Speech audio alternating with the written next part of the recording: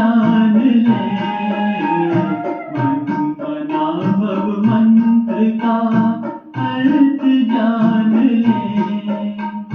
मन वांछित फल से जीवन का कल्याण करे, मन बना भव मंत्र का अर्थ जान ले, मन बना भव मंत्र का।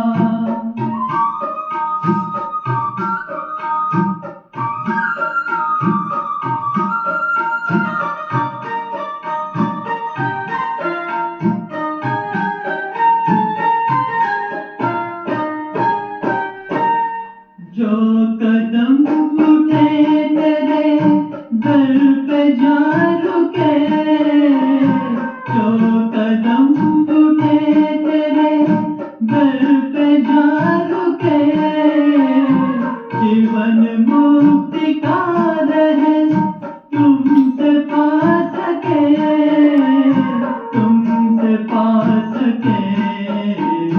योग युक्त शिव की भक्ति से रहे जुड़े, योग युक्त शिव की भक्ति से रहे जुड़े।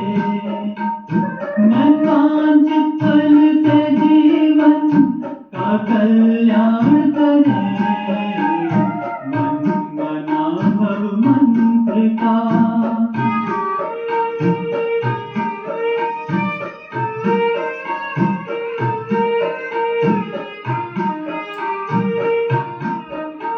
अनन्य शक्तियों की धूप छाव में पले, अनन्य शक्तियों की धूप छाव में पले। जो तेरे हिसाब से कर्म कर चले, कर्म कर चले। आत्म अन्वेषण से अब आपसे मिले, आत्म अन्वेषण से अब आपसे मिले। मन वांछित फल से जीवन का कल्याण करे, मन बना भव मंत्र का।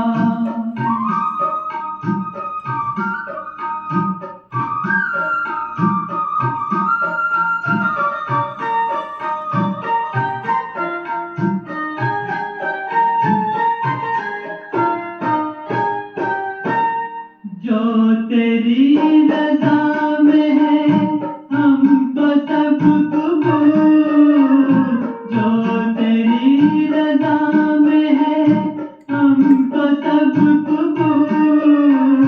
तेरी राह चल पड़े बन जाए हम मबूल, बन जाए हम मबूल।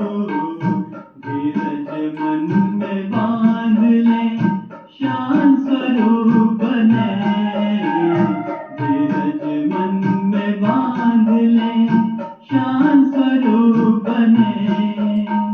मन वांछित फल से जीवन का कल्याण करे, मन बना भव मंत्र का अर्थ जान ले, मन बना भव मंत्र का अर्थ जान ले।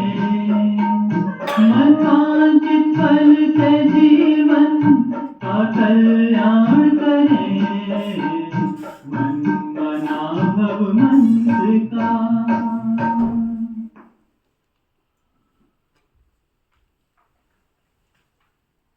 ओम शांति। ओम शांति। आज बाबा कहते मीठे बच्चे,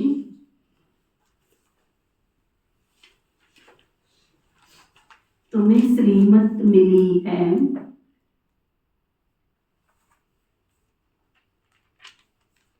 कि आत्म अभिमानी बन,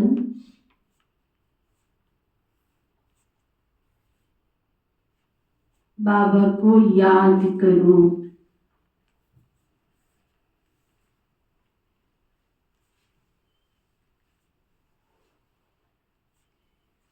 किसी भी बात में तुम्हें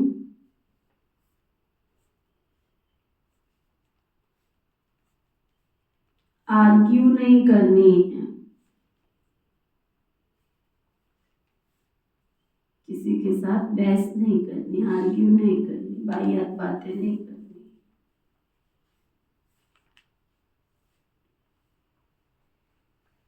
फिर बाबा पूछ रहे हैं बुद्धि योग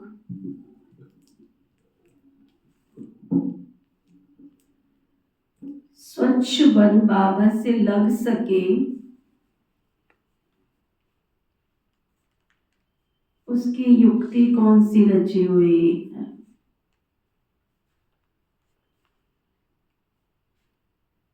बुद्धि योग बाबा से लग सके। तो प्रश्न में प्रश्न है कि बुद्धि योग किस किस का लगता है बाबा के साथ?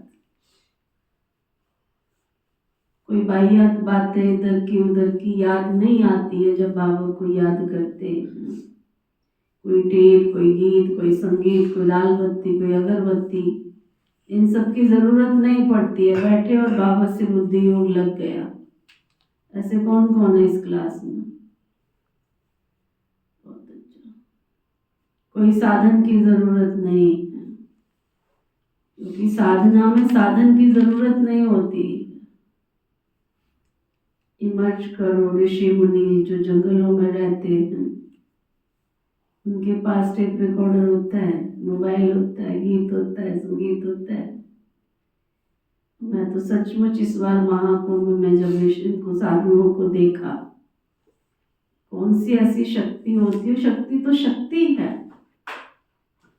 शक्ति तो शक्ति है, चाहे वो कोई भी है। समाधि लगा के बैठ जाना, खाना नहीं, पीना नहीं, उठना नहीं, बैठना नहीं, और फिर भी प्राण चल रहे, तो विज्ञान को भी फेल कर देते हैं। विज्ञान कहती है कि मनुष्य भोजन के बिना रह सकता है, परंतु पानी के बिना नहीं रह सकता।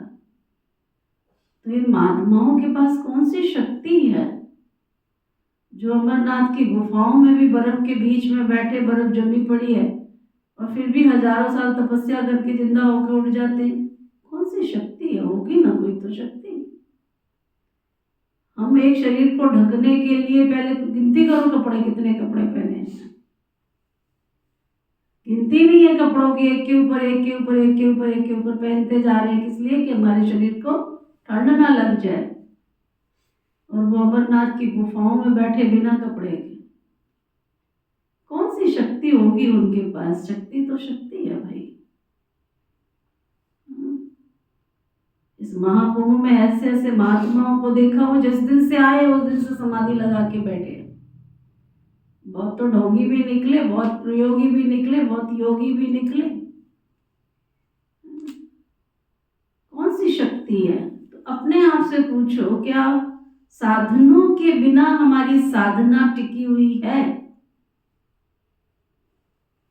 अभी तो हमें समाचार रोज क्लास का मिलता रहता है, दीदी 1 घंटा हो जाता है, दीदी 1.5 घंटा हो जाता है, दीदी 2 घंटे हो जाते हैं, हमसे बैठा नहीं जाता है, हमसे उठा नहीं जाता है। क्या बात करते हैं लोग। बाबा की मुरली भी 1 घंटा हम एकाग्रचित होके नहीं सुन पा रहे हैं, एकाग्रता के साथ नहीं सुन पा रहे हैं। क्या शक्ति होगी उन लोगों के पास, है ना? तो अपने आप को पूछो, क्या वो वाली विधि हमने अपना ली है? क्या चाहिए उसके लिए? वो बाबा पूछ रहे हैं। बाबा कहते 7 दिन की भट्ठी, 7 दिन की भट्ठी, भट्ठी माना तपना। कोई भी नया आता है तो उसे 7 दिन के लिए भट्ठी में बिठाओ, जिससे बुद्धि का किचड़ा निकल जाए उनका। गुप्त बात, गुप्त पढ़ाई और गुप्त वर्षे को पहचान सके वो। गुप्त पढ़ाई, गुप्त बाप, गुप्त वर्षा, उसको पहचान सके। अगर ऐसे ही बैठ गए तो मूझ जाएंगे। समझेंगे कुछ भी नहीं।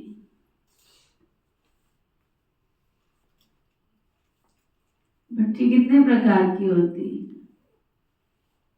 कौन बताएगा?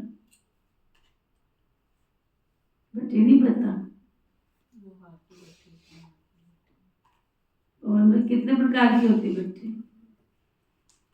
भट्टी नहीं पता? भट्टी किसको कहते हैं? योग भट्टी से वो छोड़ो, भट्टी कितने प्रकार की होती है? भट्टी समझते हो किसको कहते हैं? आग जलती है, जिसमें जहाँ भी आग जलती, कितने प्रकार की भट्टी होती है? आग से जलने वाली, बिजली से चलने वाली, अच्छा, कोयले से ये भी ठीक है, नई एडिशन, ये भी ठीक है। और एक आग से जलने वाली, एक बिजली से जलने वाली भट्टी, तो भट्टी है। आग से अच्छा, मतलब लकड़ी से, लकड़ी से, कोयले से, है ना। लेकिन भट्टी किस प्रकार की होती, कितने प्रकार की होती है? कवर पर एक ही प्रकार की होती है, बस यूज कैसे हो रही है देखी जाती एक ही प्रकार की होती है। अरे भट्टी तो बहुत प्रकार की होती है, बहुत प्रकार की भट्टी होती है। कितने प्रकार की? ज्ञानचंद भाई, विज्ञान का नाम चेंज कर देना, उन्होंने आपका नाम आज पता चलेगा दीदी। चेंज कर दो। ये नहीं, कैसे नहीं, मैंने नॉलेजफुल बनना है कि चेंज कर दो। हाँ जी, क्या आज पता चलेगा इसका आंसर। आज पता चलेगा, हर बात आज ही पता चलती है। एक होती है सबसे पहली भट्टी, धोबी की भट्टी, जहाँ धोबी अपने कपड़ों को पकाता है, खूब पकाता है, खूब पकाता है, खूब पकाता है।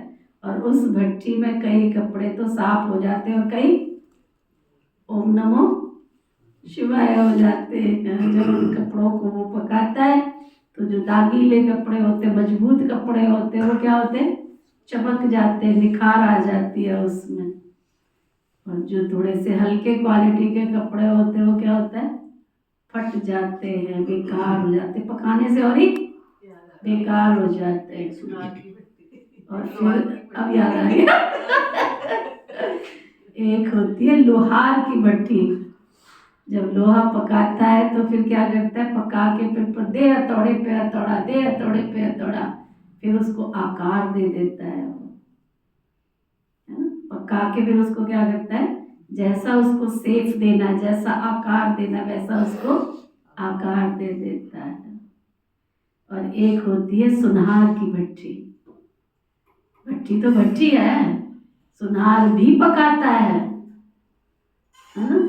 लेकिन वो क्या करता है, जितनी खाद है, जितनी खाद है उस सोने के अंदर, उस सोने की खाद को खत्म कर देता है, समझा? तो बाबा की जो योग की भट्टी है, वो कौन सी भट्टी है? आत्मा को साफ स्वच्छ निर्मल करने की भट्टी।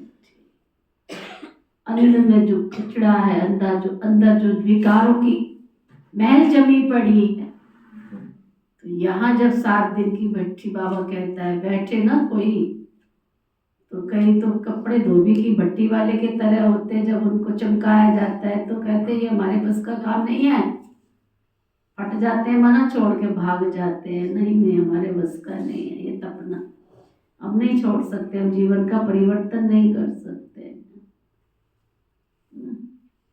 फिर लोहार की भट्टी, जो बाबा के मजबूत पक्के बच्चे होते हैं, उन पर कितनी भी परिस्थितियां आ जाएं, उन परिस्थितियों का वार, उन परिस्थितियों का अटैक, उन परिस्थितियों का बंधन उनको कोई प्रभावित नहीं कर सकता। बड़े से बड़ी समस्याओं को भी ऐसे पार कर लेते हैं। और फिर सुनार की भट्टी, बाबा 24 कैरेट सोना बनाने आया है हमको, प्योर सतयुग में ले जाने आया है हमको। अंश मात्र भी हमारे अंदर किसी भी प्रकार की इम्प्यूरिटी नहीं चाहिए, उसको कहते हैं सुनार की भट्टी। और फिर योग की भट्टी, जिसमें हम पावन पावन पावन पावन पावन बनते जाते हैं। पावन का मतलब एक की स्मृति में टिक जाते हैं, एक को पा लिया, पावन, पा प्लस वन, एक को वो फिर दाएं बाएं आगे पीछे कहीं मुड़कर नहीं देखते हैं, बस उनको एक ही धुन किसी की ना सुने, बाबा की मौज मौलाई मस्ती में रहते हैं। तो अपने आप को चेक करो, क्या भट्टी में पके हो? भट्टी में पके हो? पके हो? डर तो भाई जी पता ही है। एक होती है भट्टे वाली भट्टी, मार वाले एक नहीं, एक होती है भट्टे वाली भट्टी, वो तो रह गई, जहाँ ईंटें पकती हैं, कच्ची मिट्टी को पका के पक्की ईंट बनाई जाती है। कपिल भाई जी ने एक और बताई थी, कुमार वाली भट्टी। कुमार वाली भट्टी, जहाँ पर है ना सब बर्तनों को बनाया जाता है, घड़े बनाए जाते हैं। चलो पहले हम इसकी जो भट्टी है, भट्टे वाली भट्टी जहाँ ईंटें पकती हैं, वहाँ भी क्या होता है? वहाँ भी क्या होता है?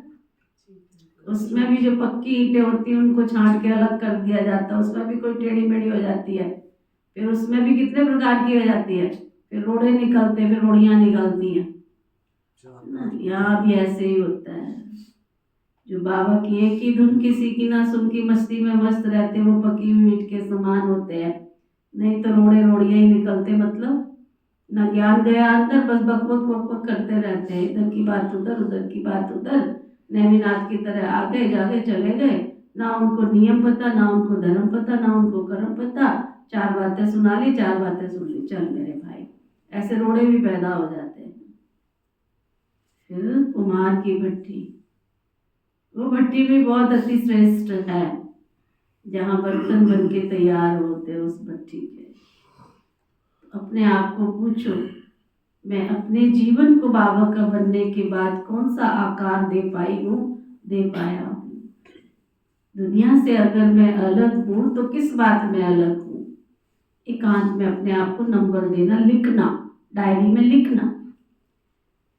अगर मैं नई दुनिया के वर्षे का अधिकारी आत्मा बन रही हूँ और भट्टी में पक गई हूँ, तो मैं दुनिया और मेरे में क्या क्या अंतर आया है, यहाँ आपको अपने जीवन का अवलोकन हो जाएगा, आत्मनिरीक्षण हो जाएगा, चेकिंग हो जाएगी कि सचमुच मैं कहाँ पे खड़ी हूँ, कहाँ मुझे जाना है, मेरी मंजिल कौन सी है। जब पुरानी दादियाँ ज्ञान में चली थी तो वो अपने आप से प्रश्न पूछती थी, कौन देश है जाना बाबू, कौन देश से आए और कौन देश है जाना। अपने आप से भी पूछो, इस संसार जगत में हम आए हैं, हमें सबको वापस जाना है, मैं कहाँ खड़ी हूँ, कहाँ खड़ा हूँ।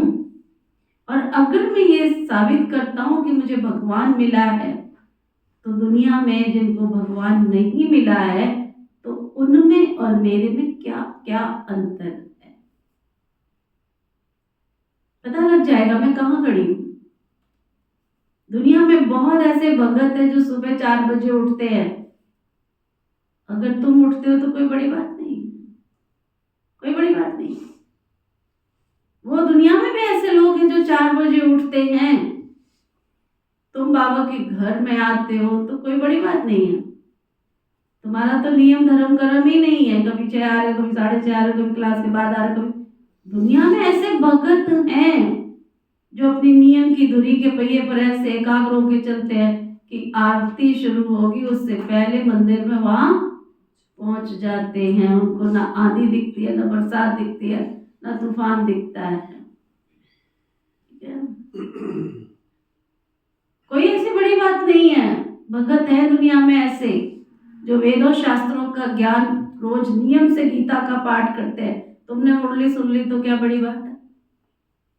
दुनिया में ऐसे गीता पाठी हैं जो नहा धो करके, चाहे रास्ते में हो चाहे कहीं पर भी हो, वो अपने नियम को धर्म को पक्का रखते हैं, है ना।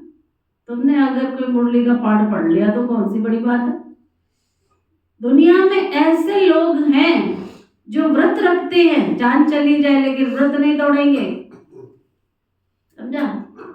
ऐसे लोग हैं दुनिया में जो जान चली जाए परंतु व्रत नहीं तोड़ेंगे। तुम तो आज एक व्रत लेते हो, कल तोड़ भी देते हो, क्या बड़ी बात है।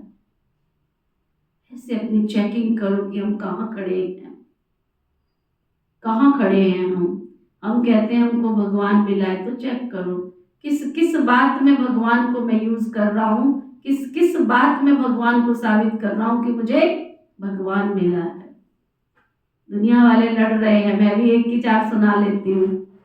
ऐसे ऐसे दुनिया में बहुत है जो शांति और धीरज के अवतार हैं। तो मेरे में और उनमें क्या फर्क रह गया, समझ गए ना? ये है अपने आप की चेकिंग करना। समझ में आ रही बात? किस किस को आ रही है? ऐसे नंबर देना अपने आप को कि मुझे भगवान मिला है, तो मेरे में और दुनिया में जिनको भगवान नहीं मिला उनकी भिन्नता क्या है, अंतर क्या है। एक पहेली आती है ना, अंतर लिखो। अंतर लिखना, अपना चेक करना।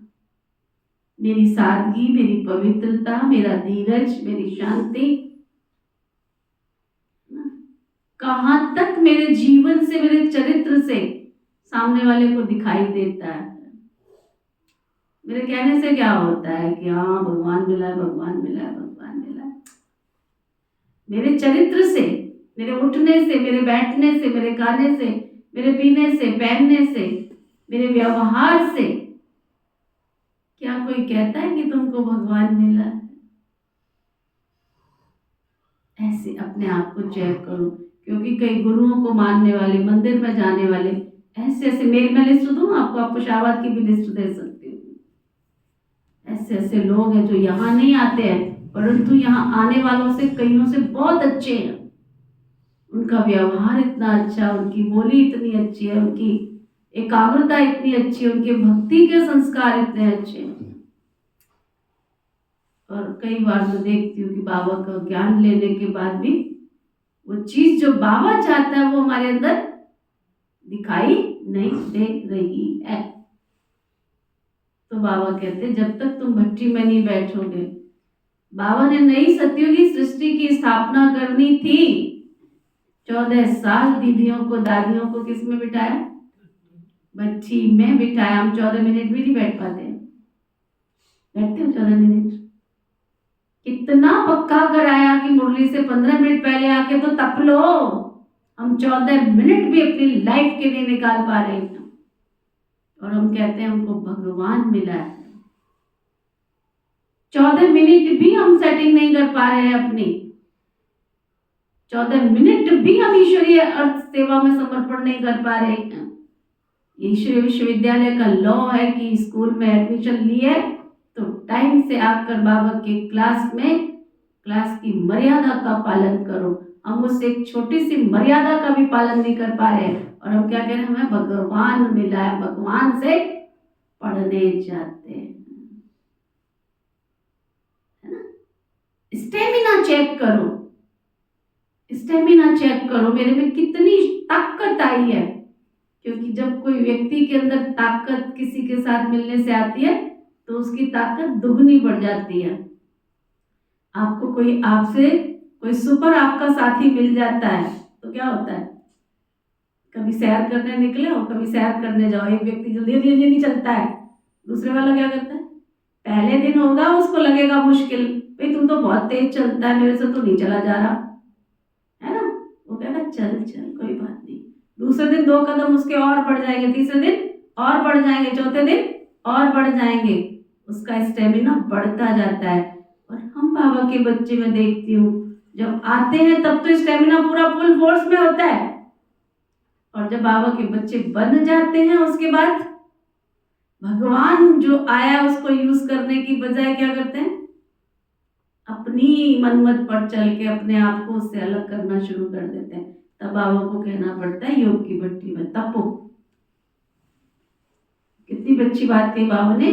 गुप्त बाप है, गुप्त पढ़ाई है, और वर्षा भी गुप्त है। वो तब मिलेगा जब अंदर का किचड़ा खत्म होगा। गीत है जाग सजनिया जाग नवयुग आया रे, अरे जाग जाओ मानव, जागो जागो, दुनिया को मत बोलो, अपने आप को बोलो। क्या? जागो जागो, आगे जोर से बोलो, जागो जागो। ये देखो, ये देखो, समय को पहचानो। ऐसे बोलते हैं क्योंकि समय पहचाना नहीं है तो निकलेगी आवाज कहाँ से? जागो जागो, जागो जागो, पहचाना? आपकी जाग खुली? खुली? समृद्धि से विस्मृत हो रहा था जी।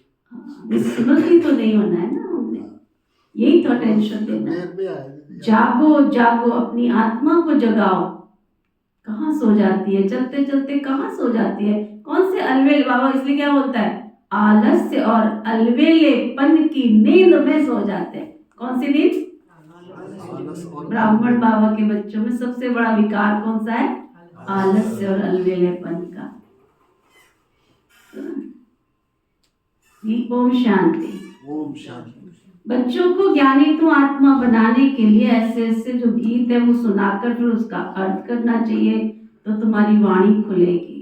मालूम पड़ेगा कि कहाँ तक सृष्टि के आदि मध्य अंत का ज्ञान बुद्धि में है। तुम बच्चों की बुद्धि में तो ऊपर से लेके मूल वतन, सूक्ष्म वतन, स्थूल वतन के आदि मध्य अंत का सारा राज है, जैसे कि चमकता है अजब सितारा। बाबा के पास भी ये ज्ञान है जो तुमको सुनाते हैं, ये है बिल्कुल नया ज्ञान। भल शास्त्र आदि में नाम है, परंतु नाम लेने से अटक पड़ेंगे, डिबेट करने लग पड़ेंगे। यहाँ तो बिल्कुल सिंपल रीति समझाते हैं। भगवान वाच बच्चे मुझे याद करो, मैं ही पतित पावन हूँ। कभी भी श्री कृष्ण को व ब्रह्मा विष्णु शंकर आदि को पतित पावन नहीं कहेंगे। सूक्ष्म वतन वासियों को भी तुम पतित पावन नहीं कहते हो, तो स्थूल वतन के मनुष्य पतित पावन कैसे हो सकते हैं? ये ज्ञान भी तुम्हारी बुद्धि में ही है। शास्त्रों के बारे में जास्ती आर्ग्यू करना अच्छी बात नहीं है। बहुत बात विवाद हो जाता है, एक दो को लाठियां मारने लग पड़ते हैं। तुमको तो बहुत सहज समझाया जाता है, शास्त्रों की बातों में टू मच नहीं जाना चाहिए। मूल बात है आत्म अभिमानी बनने की, अपने को आत्मा समझना है, बाबा को याद करना है, ये श्रीमत मुख्य है आत्म अभिमानी बनने की। बाकी तो डिटेल की बातें हैं।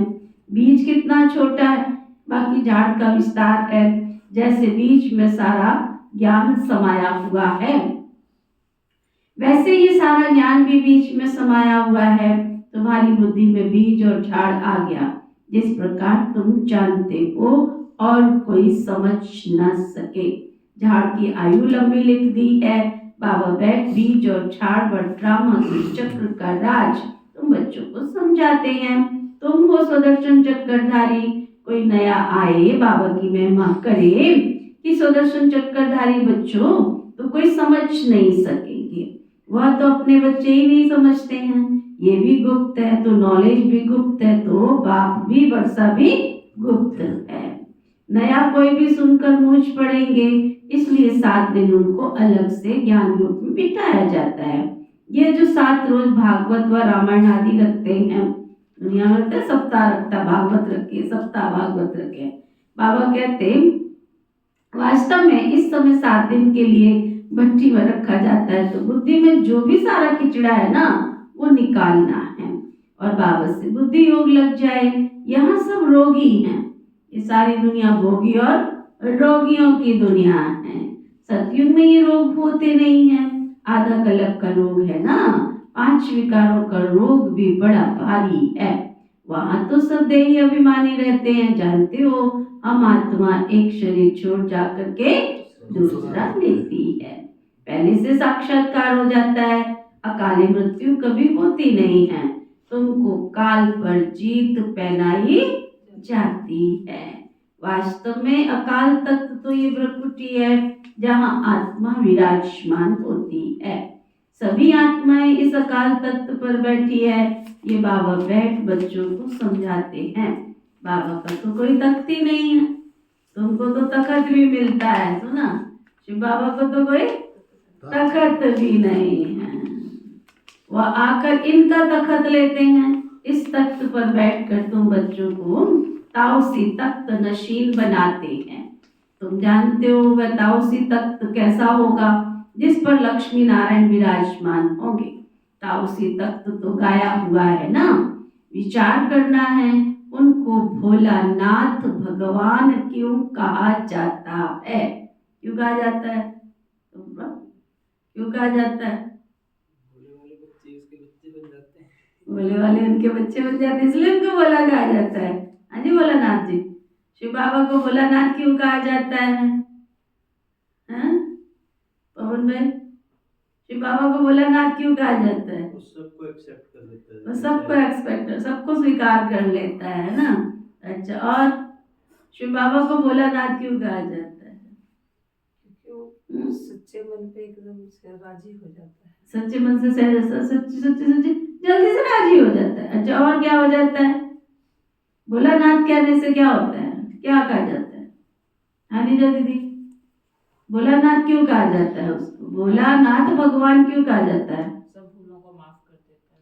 सब भूलों को माफ कर देता है। हम जो भी भूल करते हैं वो सारी भूलों को देखा देखा कर माफ कर देता है। और सर दीदी भूलों को क्षमा कर देते हैं। भूलों को क्षमा कर देते हैं। और सुनील भाई वो बोले हैं जी। वो बोले क्या बोले हैं वो? हाँ? बहन जी, एक तो कोई दिमाग में बात नहीं रखते, वो सबको अच्छा। माफ कर देते हैं। सबको क्षमा कर देते हैं, किसी की भी बात को दिल में नहीं रखते हैं। ये भी बहुत अच्छी बात है भाई। वो किसी भी बात को रख के तो फिर किसी को कम किसी को ज्यादा करने लग जाएंगे, है ना। अच्छा, भोलानाथ भगवान कहने से बुद्धि ऊपर चली जाती है। साधु संत आदि अंगुली से इशारा भी देते हैं ना, उनको याद करो। उनको यथार्थ रीति कोई जान ही नहीं सकते। अभी पतित पावन बाप सम्मुख में आकर कहते हैं मुझे याद करो, तो बच्चे तुम्हारे भी कर्म विनाश हो जाएंगे। गारंटी है बाबा की, गीता में लिखा हुआ है। परंतु तुम गीता का एक मिसाल निकालेंगे तो वो 10 निकाल देंगे, इसलिए तुम्हें किसी का भी एग्जाम्पल देने की कोई जरूरत नहीं है। जो शास्त्र आदि पढ़े हुए वो समझेंगे, हम लड़ सकेंगे। तुम बच्चे तो इन शास्त्र आदि को जानते ही नहीं हो, तुम्हें तो उनका नाम भी लेना नहीं आता है। सिर्फ बोलो भगवान कहते हैं कि मुझे याद करो। उनको ही पतित पावन कहा जाता है। गाते हैं ना, पतित पावन सीताराम रघुपति राघव राजा राम। तो सन्यासी लोग भी जहां तहां धुन लगाते रहते हैं। ऐसे मत मतांतर बहुत हैं। ये गीत भी देखो कितना सुंदर है। ड्रामा प्लान अनुसार कलप कलप ऐसे गीत बनते हैं जैसे कि तुम बच्चों के लिए बनाए हुए हो। बनाए दुनिया वालों ने हैं, लेकिन एक एक गीत को लेकर समझो, उसका अर्थ निकालो। अब 14 साल दादियों ने तपस्या की, तो ऐसा थोड़ी था वो धुनी रमा के बैठ गए थे। बाबा उनको होमवर्क देते थे, बच्चे आज इस गीत पर तुमको सारा लिख करके ले आना है, और किसी न किसी से बात नहीं करनी है। पहाड़ियों पर ले जाते थे और बिठा देते थे कि चलो होमवर्क करो अपना, है ना। आजकल तो भाई बहन मुरली पढ़ने के बाद सुनने के बाद दोबारा पढ़ते भी नहीं है। होमवर्क तो क्या करेंगे, कितने होमवर्क दिए जाते हैं, अटेंशन ही नहीं देते, तो ज्ञान कहाँ से अंदर जाएगा। अपना मंथन करेंगे, चिंतन करेंगे तो ज्ञान अंदर जाएगा, है ना। तो बाबा कहते हैं कितने अच्छे अच्छे गीत बने हैं। ऐसे अच्छे अच्छे गीत हैं जैसे नैनीन को राह दिखाओ मेरे प्रभु, है ना। नैनीन को राह दिखा, बनाया दुनिया वालों ने, लेकिन उनको पता ही नहीं कि प्रभु आकर के उनको कैसे तीसरा नेत्र देते हैं। प्रभु कोई श्री कृष्ण को थोड़ा ही कहते हैं, प्रभु व ईश्वर निराकार को ही कहेंगे। यहाँ तुम कहते हो बाबा परम पिता परम आत्मा, जैसे ही तुम शिव बाबा कहते हो, जैसे ही प्रभु कहते हो, जैसे ही परमेश्वर कहते हो, जैसे ही परम पिता कहते हो, कौन बुद्धि में आता है? पॉइंट ऑफ लाइट, इस वर्ल्ड ऑलमाइटी अथॉरिटी, इस संसार की जो सर्वोच्च शक्ति है वो सामने आती है। कोई राधा नहीं, कोई कृष्ण नहीं, कोई हनुमान नहीं, कोई गणेश नहीं, है ना। कौन सी मूर्त सामने आती है? ज्योति बिंदु, परम शक्ति, परमात्मा आती है कि नहीं आती है? क्या आता है? हनुमान जी, गणेश जी, किस किस को आता है? अभी योग में जब बैठते बिंदु दिखाई देता, वो हाथ उठाओ, अंदर में बुद्धि उसके साथ जुड़ जाए। तार तार जैसा बाप वैसे बच्चे, जैसे आत्मा पॉइंट ऑफ लाइट है वैसे शिव बाबा भी पॉइंट ऑफ लाइट। चलो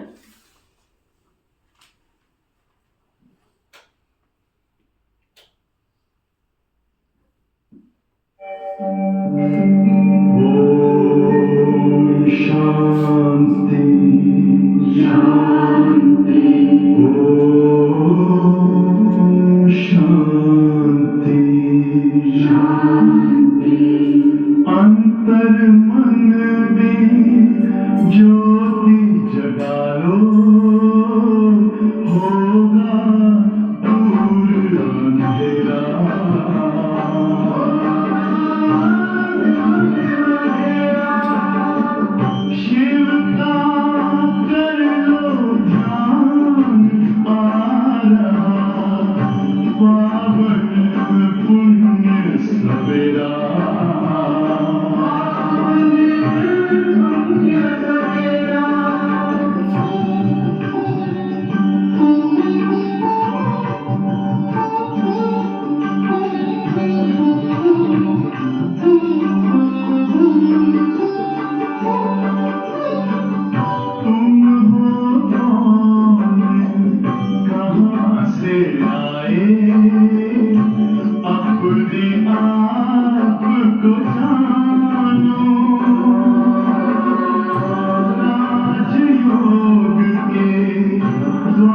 अपना परम पिता पहचानो। किसी राजपथ पर चलकर तुम पालो अपना बसेरा।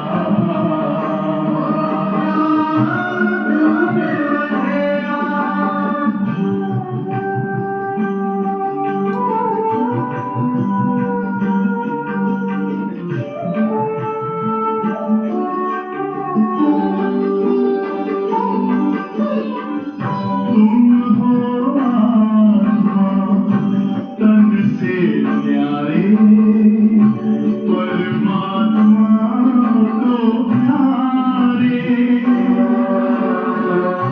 दिव्य गुणों को धारण करके योगी बनो दुलारे। ज्योति बिंदु ही तोड़ेगा ये माया मोह का घेरा।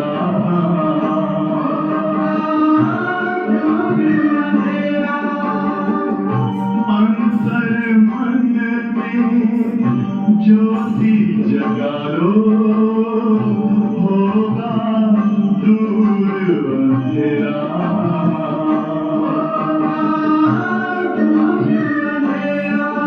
ओम शांति, ओम शांति, ओम शांति।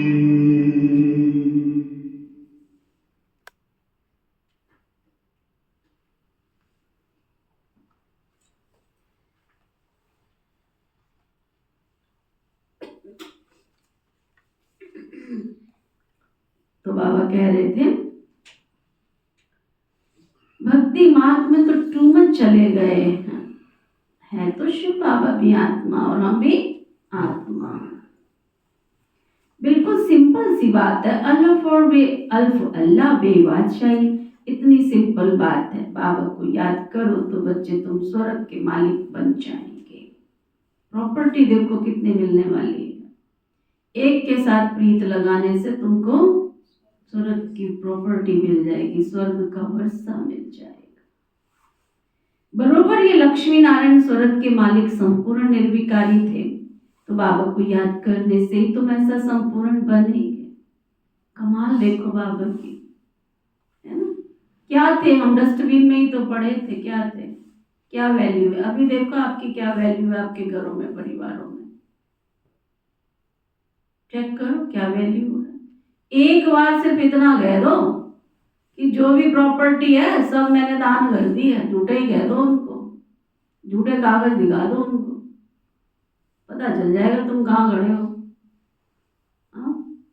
एक बार वो झूठा कह दो ये सारी वसीयत मैंने लिख दी है शिव बाबा के नाम, तुमको कुछ मिलने वाला नहीं है ना। जिस घर में तुम रह रहे हो ना, ये घर भी मैंने वसीयत में लिख दिया है, ये तो आश्रम बनने वाला है। वो इसी बात से तो डरते हैं दीदी। उनका डर सबसे बड़ा यही है। सबसे बड़ा खतरा यही रहता है। कभी कभी ये कुछ मार जीरो कर दे। जीरो कर दे। कोर्स करने आया है एक युगल आते ही कहते हमने सुना है ब्रह्मा कुमारियां सब कुछ ले लेती हैं, हमारा धनमाल सब कुछ ले लेती हैं। मैंने कहा पहले ऐसा करो, धनमाल सब कुछ उनको दे दो, फिर ज्ञान सुन लो, जिससे उनका डर निकल जाए। ब्रह्मा कुमारियों को तुम्हारा तिनका भी नहीं चाहिए। भगवान ने इतना भरपूर कर रखा है, तुम्हारा तिनका भी नहीं चाहिए। उसने अपना काम कहाँ से कराता है, कैसे कराता है। ये ब्रह्मा कुमारी विश्वविद्यालय वंडर ऑफ दी वर्ल्ड है, ये है ना। ये वंडर ऑफ दी वर्ल्ड है। यहाँ के कारोबार कैसे कराने वाला छुपा हुआ बैठा है। इसलिए बाबा ने ऊपर क्या बोला, बाप भी गुप्त है और पढ़ाई भी गुप्त है और उसका वर्षा भी गुप्त है। सब कुछ करा रहा है। एक बार एक भाई ने अपना अनुभव सुनाया कि कोई जैन लोग जो होते हैं उनका कोई बड़ा प्रोग्राम था, तो उन्होंने अपने प्रोजेक्ट का खर्चा बताया, कितने करोड़ खर्चा बताया। और क्या था, बस उसमें कोई प्रोग्राम था उनका जो वो होता है ना महीने का साल का जो भी कुछ करते हैं, तो उसमें कितने करोड़ का खर्चा, कहते हैं हमें दे दो, हम बताएं कितने में करके देते हैं तुमको। बाबा के घर में कितनी बड़ी बड़ी सेवाएं होती हैं, आप देखो, करोड़ों में तो कभी नहीं गए। आज चलो मान लो जब बाबा की सीजन होती है, एक गुरु बाबा से मिलने जाता है, क्या नहीं मिलता है आपको वहाँ पे, रहने को अच्छी जगह मिलती है, खाने को मिलता है, सुबह 3:30 बजे से चाय दूध मिलना शुरू हो जाता है, रात तक दूध मिलता है तुमको, है ना। खाने में भी 4 चीजें मिलती है, रात नाश्ते में भी 2-3 चीजें मिलती हैं, रात को डिनर में भी मिलता है, कितना खर्चा होता है ना। करोड़ों में तो फिर भी नहीं गए, लाखों में तो चलो हो जाता है, हफ्ते का खर्चा लाखों में हो जाता है, पर करोड़ों में तो अभी तक नहीं गए, 7 दिन का खर्चा भी। अभी मैं इस शहर में से वो गेट दिखा रहा था, ये बिल्कुल यहाँ मेन गेट जो बना है अपना, क्या सूरत है उसकी, कोई अकल ना सूरत ना कुछ। कोई पसंद आया, किसको पसंद आया शिव मंदिर गेट जो बना हुआ है, शिव द्वार। मैं कहा क्या बना के रखा है, इसे तो कहीं कहीं जगह जाके देखो, दुनिया देखी नहीं ना आप लोगों ने, हमने दुनिया देखी इसलिए हमें पता है क्या है। और खर्चा, मैं कहा मेरे को एजेंट बना लो ना, मैं खर्चा करके बताती हूँ कितना होता है, मुझे बनाओ कोई, इसलिए तो दूर रहते हैं मेरे से, मुझे दो खर्चा, मैं तुम्हारा सब कुछ करके दिखा दूँ। ऐसे लाखों में करोड़ों में, कोई करोड़ से तो कोई बात ही नहीं होती है, करोड़ों से तो कोई पहले बात ही नहीं होती है, करोड़ है क्या, है ना। और यहाँ बाबा का काम कैसे चल रहा है, टूटी मंजी बाल पर आधा, है ना, टूटी मंजी बाल पर आधा। बाबा के भोले वाले बच्चे एक एक बूंद अपनी एक एक पाई सफल करके बाबा के घर को कितना सुंदर बना देते हैं, है ना। देखा है ना आप सबने, तो आपको तो प्रैक्टिकल है ना, कहाँ से बाबा हमको कहाँ लेके जा रहा है, हमारा एक एक पैनी एक एक पाई पाई बाबा हमारा सफल करा रहा है। बाबा को हीरे मोती नहीं चाहिए, मत रखो अपने पास, मैं क्या करूँगा तुम्हारे हीरे मोती को, मेरे कोई बाल बच्चे हैं क्या, है ना। मैंने किसी की शादी करनी है जो मैं सोना इकट्ठा करूँ, मेरे को क्या बाल बच्चों की शादी करनी है जो मैं उनका जेवर बनाऊंगा, मुझे तो तुम्हारे लिए नई सत्यों की दुनिया स्थापन करनी है, इसलिए बच्चे अपना तन मन धन सब कुछ सफल कर लो। तुम्हारे ही शहर में से एक व्यक्ति ने मेरे को आके बोला, कहते दीदी आपके आश्रम पर हम आते ना, बड़ी सुकून मिलता है, बड़ी शांति मिलती है, आपके फंक्शन में हमने कभी सुना ही नहीं अनाउंसमेंट, फलाने जी का 101, फलाने जी का 202, फलाने जी का 51, फलाने जी का 11, हमने तो आपके आश्रम पर कभी सुना ही नहीं। और वहां क्या होता है प्रभा देवी में, 2 घंटे लगा के क्या करते हैं वो दीदी जी, अगर वहाँ ना अनाउंस करें ना, उनको कोई पैसा नहीं देते हमारे साथ। और हमें चिंता नहीं पैसे की, हमारा तो सिस्टम ऐसा है ना, हमारा सिस्टम ऐसा, एक हाथ देवे तो दूसरे को भी मालूम ना पड़े, सुना। तो बाबा कह रहे हैं अल्फ और वे और बादशाही, जितना जो याद करते सर्विस करते उतना उच्च पद पाते हैं, वह समझ में आता है। स्कूल में स्टूडेंट समझते ही नहीं क्या पढ़ते हैं, जो पूरा अटेंशन ही नहीं देते, वो जो पूरा अटेंशन पढ़ाई पर नहीं देते वो कहाँ बैठते हैं सुनील भाई, जो पढ़ाई पर पूरा अटेंशन नहीं देते हैं रमन भाई कहाँ बैठते हैं वो फिर आज से आगे बैठा करो, अपने कुर्सी लेके आगे बैठ जाया करो, है ना। बाबा कहते हैं जो कम पढ़ते पूरा टेंशन नहीं देते वो पिछाड़ी में बैठे रहते, जरूर फेल हो जाएंगे। दीदी जी सबको आगे बिठाते हैं ना जी, हाँ? सबको फर्स्ट पहले आप, हाँ पहले आप, मैं तो सबको कहती पहले आप है। इनकी क्वालिटी है ना जी, जो अच्छा, बैठे हैं इसलिए पीछे बैठे हैं। अच्छा ये देखो, कहते इनकी क्वालिटी वगैरह सब पहले बैठ जाओ। बाबा कहते हैं जो पिछाड़ी में बैठे रहते हैं जरूर फेल हो जाएंगे। अपने आप को रिफ्रेश करने के लिए ज्ञान के जो अच्छे अच्छे गीत बने हुए हैं उन्हें सुनना चाहिए, ऐसे ऐसे गीत अपने घर में रखने चाहिए, इसको इस पर समझा भी सकेंगे कैसे माया का फिर से परछाया पड़ता है। शास्त्रों में ये बातें नहीं है। कल्प कल्प की आयु 5000 वर्ष है, ब्रह्मा का दिन और ब्रह्मा की रात आधा आधा है। ये गीत भी कोई ने तो बनवाए होंगे ना। बाबा बुद्धिमानों की बुद्धि है तो कोई की बुद्धि में आया जो बैठ करके बनाया। इन गीतों आदि पर भी तुम्हारे पास कितने ध्यान में जाते थे। एक दिन आएगा जो इस ज्ञान के गीत गाने वाले भी तुम्हारे पास आएंगे। देखो ना कितने ज्ञान के गीत गाने वाले हैं। वो देखो नया नन्ना सा बच्चा चांद, जिसका नाम है चांद है, कितना चांद नाम उसका, कितना प्यारा चांद भाई। गीत क्या गान, इतना निर्माण चित्त है, बात मत पूछो। कितना शांति का देवता, वो भी तो कलयुगी मनुष्य है। अपने बच्चों को देखो जरा, क्या कहाँ जा रहे हैं, वो भी तो किसी माँ बाप का बेटा है। देखा था? आप नहीं गए थे, कौन कौन गया था जब गए थे? देखा ना, कितना मीठा, कितना प्यारा। उससे मैंने पूछा, मैंने कहा चांद भाई आप हमारे पास आओगे? आशा दीदी से पूछ लेना। कितनी मतलब निर्माणता, कितनी शालीनता, कोई मनमत नहीं। बाबा के घर में श्रीमत, आशा दीदी से पूछ ले। मैंने कहा हमारे पास, हाँ जरूर आऊंगा दीदी। क्या करना? आशा दीदी से प्रोग्राम बना ले। जो निमित्त के साथ कहने के अनुसार चलता है ना, उसकी ऊंचाई कहाँ तक पहुंच जाती है। इस गेम में बहुत गीत गाने वाले हैं, और वो कल का आया होगा वर्ल्ड की स्टेज पर गाना प्रारंभ हो गया। कारण निमित्त का मान सम्मान करते, उनकी पूछ। वो तो कौन सी माँ कौन सा बाप ऐसा है जो अपने बच्चे को ऊंचाइयों पर नहीं लेके जाएगा? कौन सी माँ कौन सा बाप ऐसा है जो अपने बच्चों को उन्नति की तरफ नहीं लेके जाएगा? है ना? तो यहाँ ये नहीं है कि तुमको उन्नति, पर केवल एक श्रीमत का पालन कर लो। जी बाबा, हाँ जी बाबा, निमित्त के अनुसार चलो, देखो कहाँ से कहाँ पहुंच जाओगे तुम। समझा? बाबा कहते बहुत आएंगे तुम्हारे पास गीत गाने वाले, आने वाला है ना, इसलिए बाबा गीत वालों को भी याद कर रहा है। बाबा की मुरली बड़ी वंडरफुल है। ज्ञान के जो अच्छे अच्छे गीत बने वो सुनने चाहिए, ऐसे ऐसे गीत अपने घर में रखने चाहिए, किसको भी समझा सकते हैं। ऐसे तुम्हारे पास बहुत आएंगे गीत वाले, बाबा की महिमा में ऐसा गीत गाएंगे जो तुमको घायल ही कर देंगे, तो ना ऐसा गाएंगे जो घायल कर देंगे।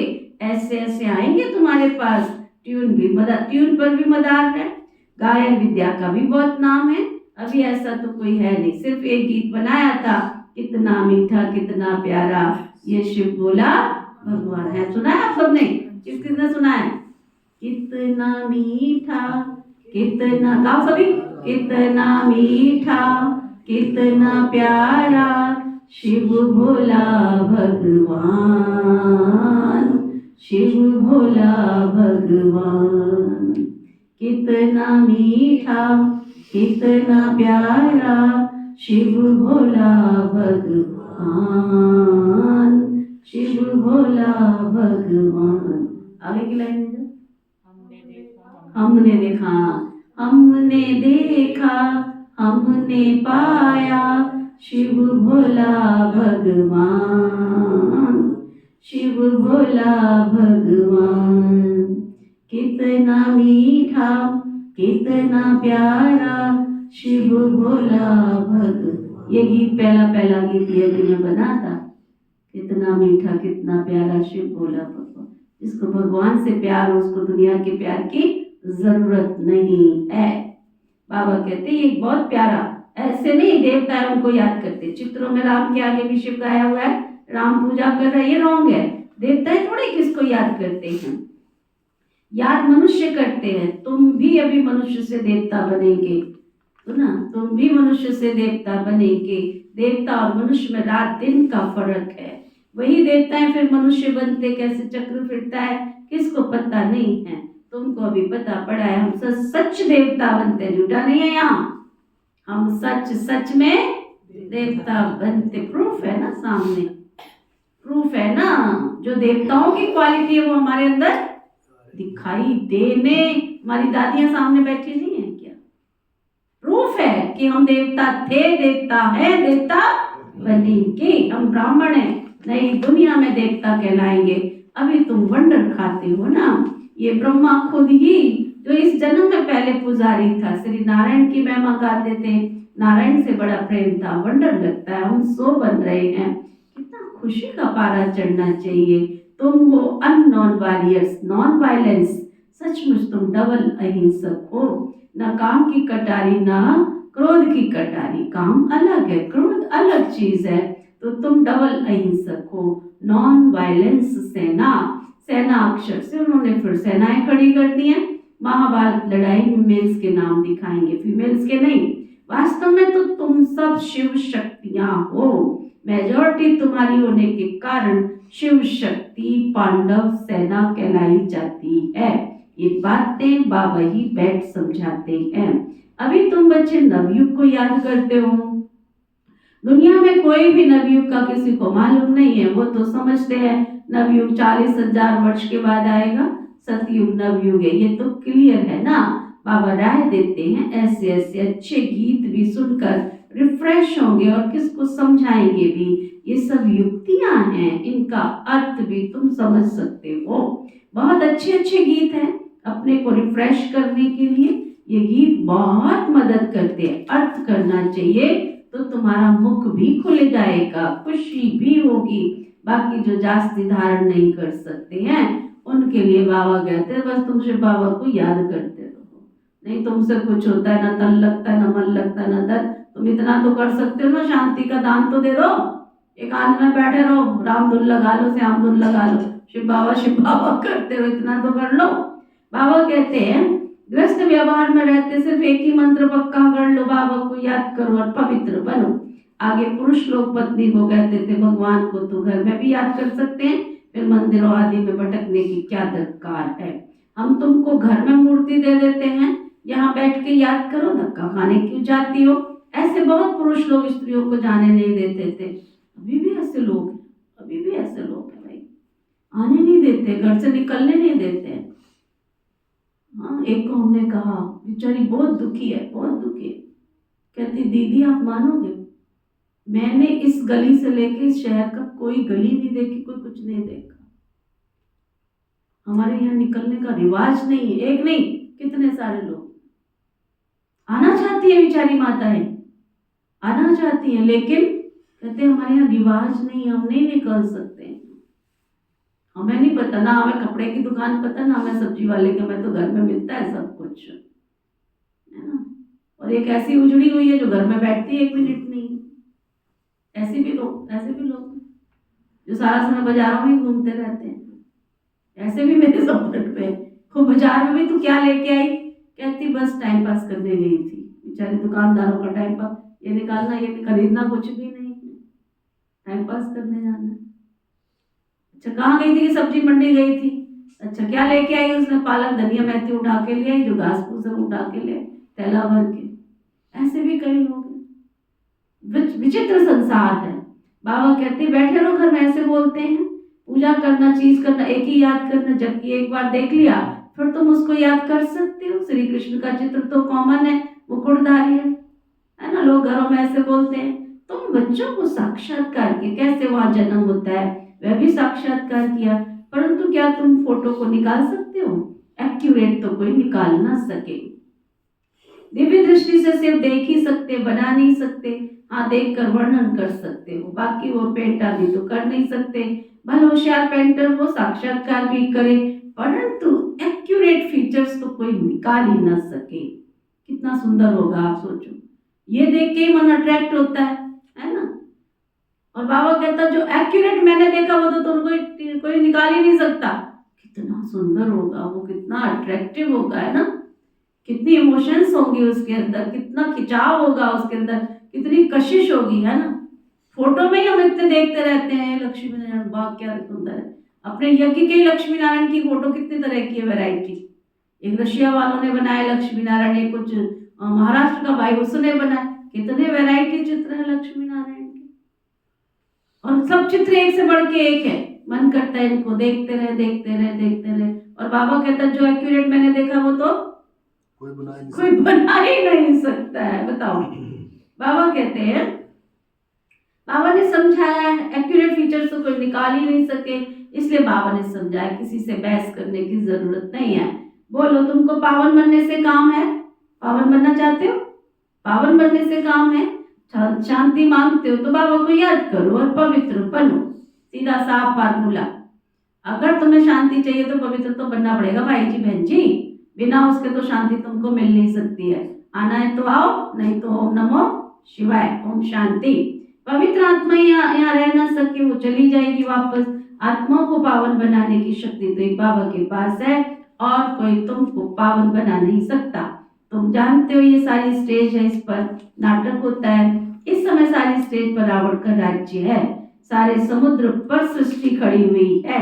ये बेहद का टापू है वो हद का, ये बेहद का, जिस पर आधा कल्प देवी देवता, आधा कल्प आसुरी राज्य होता है। यू खंड अलग अलग होते हैं, परंतु ये सारी बेहद की बात है। तुम जानते हो गंगा जमुना नदी के मीठे पानी के कंटे पर होंगे, समुद्र आदि पर जाने की दरकार ही नहीं रहती। कहाँ पर?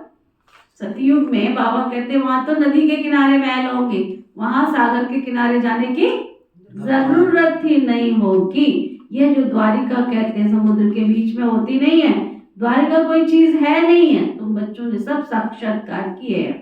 शुरू में ये संदेशी और गुलजार बहुत साक्षात्कार करती थी। इन्होंने बड़े बड़े पाठ बजाए, क्योंकि भट्टी में बच्चों को बहलाना भी था, तो साक्षात्कार तो बहुत करते थे। बहुत बहले, बाबा कहते पिछाड़ी में बहुत तुम बहलेंगे। बाबा भी हमको पिछाड़ी में ले जाएगा, जिसको एक ही दोनों की, वो बाबा उनकी डोरी को खींच लेगा। और गीत में गाते हैं ना, हमने देखा जो तुमने नहीं देखा। तुम जल्दी जल्दी साक्षात्कार करते रहेंगे। जैसे जैसे इम्तिहान के दिन नजदीक आते हैं तो मालूम पड़ता जाता है हम कितने मार्क्स से पास होंगे। अपनी रिजल्ट सबके पास ऑटोमेटिक आती चली जाती है, तुम्हारी पढ़ाई है। अभी तुम जैसे नॉलेजफुल बैठे हो, सभी तो फुल नहीं होते हैं, स्कूल में भी नंबरवार होते हैं। ये भी एक नॉलेज है। मूल वतन, सूक्ष्म वतन, स्थूल वतन, तीनों लोगों का तुमको ज्ञान है। इस सृष्टि के चक्र को तुम जानते हो, ये फिरता रहता है। बाबा कहते हैं जो तुमको नॉलेज दी है ये और कोई समझा न सके। तुम्हारे पर भी बेहद की दशा है, तुम्हारे पर भी बेहद की दशा है। दशाएं कितने प्रकार की होती हैं? 10 प्रकार की कौन कौन सी होती हैं? होती 10 की अधिपति उन्हें पता कौन यूं नहीं पता कौन कौन सी होती है, तो एक आध तो पता होगी कि एक आदमी नहीं पता है? एक होती है शनिचर की दशा, किसी के पास शनि का ग्रहण लग जाता है। एक होती है राहु की दशा, राहु बैठ जाता है। और फिर किसकी? बृहस्पति की तो सबको पता है, बृहस्पति की दशा होती है। केतु की दशा है। एक होती केतु की दशा, राहु केतु एक ही हो गए। एक शुक्र दशा भी होती है। हाँ, एक शुक्र दशा होती है। तो ना ऐसे दशाएं बहुत, तभी तो मैं मंत्र में क्या बोलती हूँ, सभी दशाएं सभी दिशाएं, है ना। सबसे मिलके हमारा शरीर बना है ना। हमारे ऊपर दशाओं का भी प्रभाव पड़ता है, दिशाओं का भी प्रभाव पड़ता है ना। बाबा कहते हैं अभी तुम्हारे ऊपर कौन सी दशा है? बृहस्पति। किस किस के ऊपर बृहस्पति की दशा है? पक्का देख लेना। अच्छा, बाबा कहते तुम्हारे ऊपर बेहद की दशा, कोई पर बृहस्पति की दशा होती है, कोई पर राहु की दशा भी होती है। अब बताओ, यहाँ आने वालों पर राहु की दशा भी होती है? होती है, होती है। तो ना बाबा कहते हैं यहाँ आने कोई पर तो राहु की दशा भी होती है, जो जाकर के फिर चंडाली तो बनेंगे, जाएंगे तो जरूर, क्योंकि उल्टा उल्टा काम भी कर रहे भगवान के घर में भी आ रहे। धारणा धर्म है नहीं है, लहसुन प्याज छोड़ता नहीं है, पवित्रता की धारणा नहीं है, इधर उधर घूमते रहते, तो क्या बनेंगे? जाकर देवता बनेंगे? देवता बनेंगे क्या? तो सत्युग में चाहिए तो सब कुछ ना। तो बाबा फिर कहते, बाबा का मतलब क्या है ये सब कुछ कहने का? बाबा कहते समय रहते समझ जाए तो अच्छा। कौन बच्चा, कौन भगवान, कौन बाप माँ बाप चाहते मेरा बच्चा नालायक बने? आप में से कौन कौन है जो चाहते हमारे बच्चे नालायक बन जाए? हाँ, कौन कौन चाहते? हाथ उठाओ। कोई भी नहीं ना। तो शिव बाबा हमारा कौन है? माता पिता है। तो वो भी नहीं चाहता है, लेकिन ये बार बार क्यों कहता है? जिससे बच्चे संभल जाएं। बच्चे चंडाल नहीं बनने आए हो तुम यहाँ पे, तुम यहाँ नौकर चाकर बनने नहीं आए हो। राजों का मतलब क्या है? राजाओं का भी राजा बनने आए हो, तुम राजा बच्चे हो। इसलिए क्वालिटी भी तो मैंने हाँ बस कह दिया, राजा नाम रखने से राजा बन जाएंगे? हाँ, आजकल लोग रखते हैं ना प्रिंस। मेरे बच्चे का नाम क्या है? प्रिंस। अकल है उसके अंदर प्रिंस वाली है ना। तो वो बाबा कह रहे हैं ये बेहद की दशा, वो हद की दशा होती है। बेहद का बाप बेहद की बातें सुनाते, बेहद का वर्षा देते हैं। तुम बच्चों को कितनी ना खुशी होनी चाहिए। तुमने अनेक बार बादशाही ली है और गवाई है, ये तो बिल्कुल पक्की बात है। नथिंग न्यू, तब तुम हर्षित रह सकेंगे, नहीं तो माया गुटका खिलाती है। तो तुम अभी आशिक हो एक माशूक के, सब आशिक उस एक माशूक को याद करते हैं। वो आकर सबको सुख देते हैं। आधा कल्प उनको याद किया, अब वो मिला है तो कितनी खुशी होनी चाहिए। वो मिला है तो रहती इतनी खुशी, रहती? किस किस को रहती है? रोते क्यों शक्ल वाले कौन कौन है यहाँ? रहती रहती? रोना नहीं, फिर रोना माना कोना। अच्छा, मीठे मीठे सिक्की लदे बच्चों प्रति माता पिता बाप दादा का याद प्यार और गुड मॉर्निंग। रूहानी बाप की रूहानी बच्चों को नमस्ते। हम सब रूहानी बच्चों की रूहानी बाप दादा को दिल व जान सिकवा प्रेम से नमस्ते नमस्ते नमस्ते जी। धारणा के लिए मुख्य साथ सदैव हर्षित रहने के लिए नथिंग न्यू का पाठ पक्का करना है।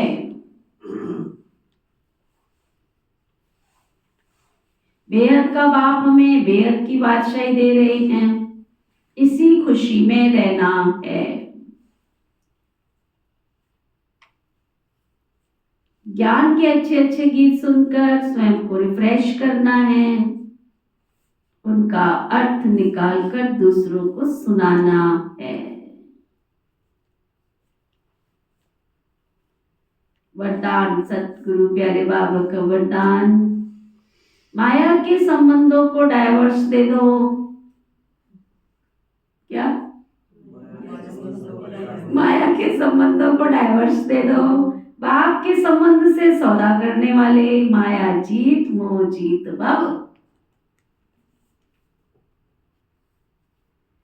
अब पुरानी दुनिया से सौदा कैंसिल करके सिंगल बन जाओ। चाचे काके मामे, इस सब संबंधों से कंवरपाल भाई क्या हो जाएंगे? बाबा क्या कह रहे हैं? अभी स्मृति से पुराना सौदा कैंसिल करके सिंगल बन जाओ। सिंगल आपस में एक दो के सहयोगी भले रहो, लेकिन कंपेनियन नहीं, कंपेनियनशिप नहीं, कंपेनियन एक को बना लो बस। तो माया के संबंधों से डाइवर्स हो जाएगा तुम्हारा। माया जीत मोह जीत विजयी रहेंगे। अगर जरा भी किसी में मोह हो जाएगा तो क्या होगा? तीव्र पुरुषार्थी की बजाय पुरुषार्थी बन जाएंगे। इसलिए क्या भी हो कुछ भी हो, खुशी में नाचते रहो। मिरुआ मौत मल्लू का शिकार, इसको कहते हैं नष्टो मोहा। ऐसा नष्टो मोहा रहने वाले ही विजयमाला का दाना बनते हैं। स्लोगन, सत्यता की विशेषता से, सत्यता की विशेषता से डायमंड की चमक बढ़ाओ। सत्यता की विशेषता से डायमंड की चमक बढ़ाओ। आज का व्यक्ति इशारा एकांत प्रिय बनो, एकता और एकाग्रता को अपनाओ। बाप दादा चाहते हैं हर एक बच्चा एक रस श्रेष्ठ स्थिति के आसनधारी, एकांतवासी, अशरीरी, एकता स्थापक, एक नामी इकोनॉमी का अवतार बने। एक दो के विचारों को समझकर सम्मान देकर, एक दो को इशारा देकर लेन देन कर वापस में संगठन की शक्ति का स्वरूप प्रत्यक्ष करें। क्योंकि आपके संगठन की एकता की शक्ति सारे ब्राह्मण परिवार के संगठन को लाने के निमित्त बनेगी। ओके, ओम शांति।